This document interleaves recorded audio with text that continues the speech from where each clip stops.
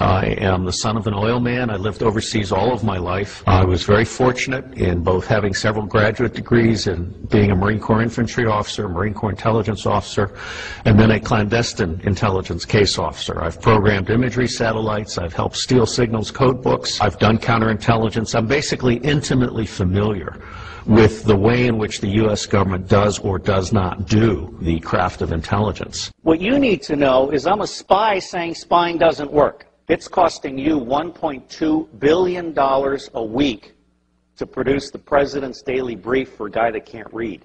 People don't realize this. Apart from the fact that NSA is 1950s mindsets with 1970s technologies, SAIC completely screwed up Trailblazer, Echelon is baloney. 80% of your signals intelligence comes from analysis of patterns.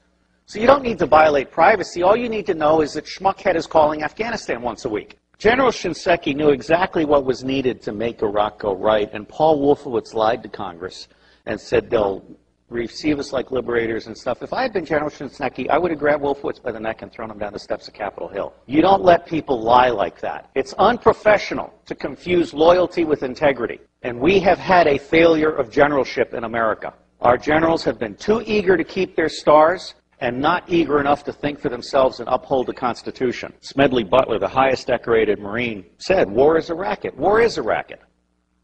War is a racket, and the only reason it's happening is because the American public is lethargic. Blog that. You are the Paul Reveres and Patrick Henrys of our generation. Bottom-up horizontal connection is key. Sharing at all levels, not top-down control. Public intelligence and influence is about to take off.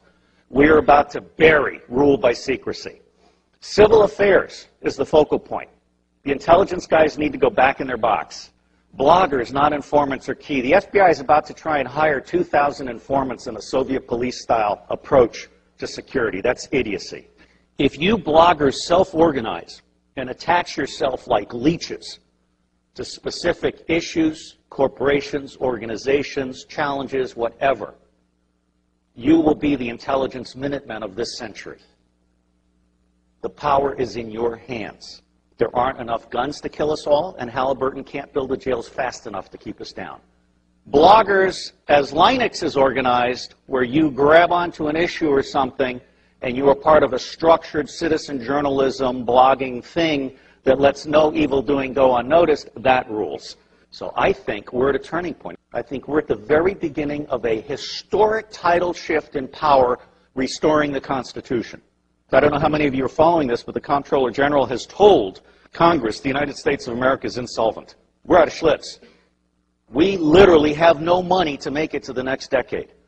Now, there's some very easy solutions. I can eliminate all income taxes tomorrow and have more than enough money to fund the government by using some other guy's bright idea. We tax the Federal Reserve at 0.0006, doubles our money until we decide to put them out of business permanently, because we certainly should not have central banks. We've put together an electoral reform pledge, and it's my view that any member of Congress, any member of the Senate that refuses to sign both the constitutional pledge supporting the Constitution and the electoral reform pledge should be put out of business. And I believe that will be 95% of all of these people. It may be time to literally dump Congress on its ass and start over. The government has gotten stupid to the point that it can't write a statement of work. And so they ask the contractors to write a statement of work, and the contractors write a statement of work saying, you need more of what I haven't been able to sell. And the government says, oh yeah, right, good, put it in the budget. This is real shit. I can crack all 10 of the top-level threats to humanity in less than 25 years for less than 1/3 of what the world is spending on the military. Blog that. And I will tell you the price of buying back the United States government. It's $500 million a year.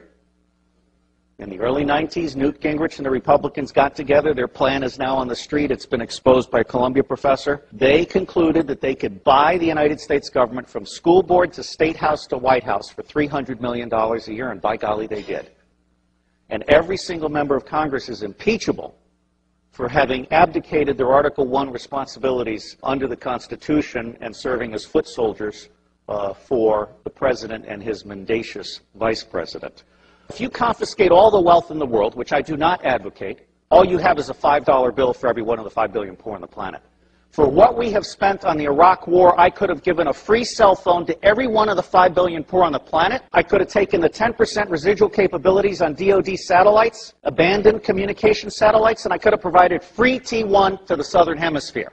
Blog that. That's the kind of stuff we have to do. Because if we don't do that, those 5 billion people, instead of producing wealth that stabilizes the earth, are going to produce plagues, epidemics, criminal gangs, drugged up people. Ralph Peters, a friend of mine, and the bottom line here is the only path to wine, women, and wealth for badasses anywhere on the planet that have no money is guns. And what's happening here is we're at the very beginning. We're just starting to come out of our little eggshell. When the industrial era began, it broke the connection between kinship and trust.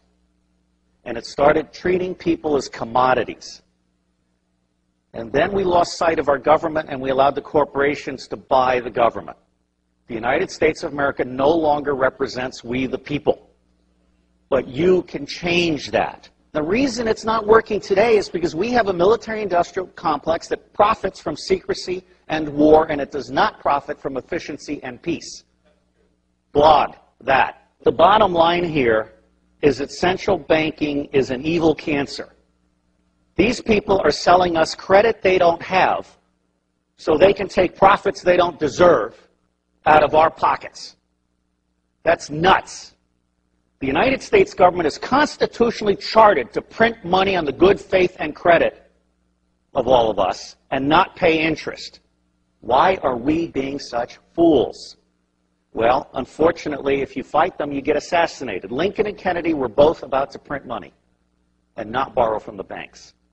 I can't connect those two dots, but I can tell you they're side by side. But the reality is the federal government is broken in every possible way. And it's going to be localized, bottom-up resilience networks. They're going to save us. That's where you guys come in. Our educational system stinks. It beats the creativity out of kids by the time they're in the 4th grade. It forces you to become a blogger or hacker in order to become creative. So you guys are the lifeboat. We've gone from America the Beautiful to America the Shit. Now, I believe we need to start blogging retrospective impeachments. I'm not saying we need to hang them or tar them or feather them, just out them. I think it's time for citizen investigative journalism to go deep and go back and go current. And people need to understand they can't get away with this stuff. There is absolutely no lack of solution, and there is also no lack of money. What is lacking is the popular political will to exercise our God-given right to be in charge. I got thrown off Fox News for saying the global war on terror wasn't real. Well, it's not. Okay? I mean, until we can get to one man, one bullet for the top 6,000, we can contain the next level, and we can provide a quality of life for everybody on the planet at the lowest level, we're not going to get it. The Air Force solution for terrorism is to kill one guy in an entire village, which, of course, creates 100 to 200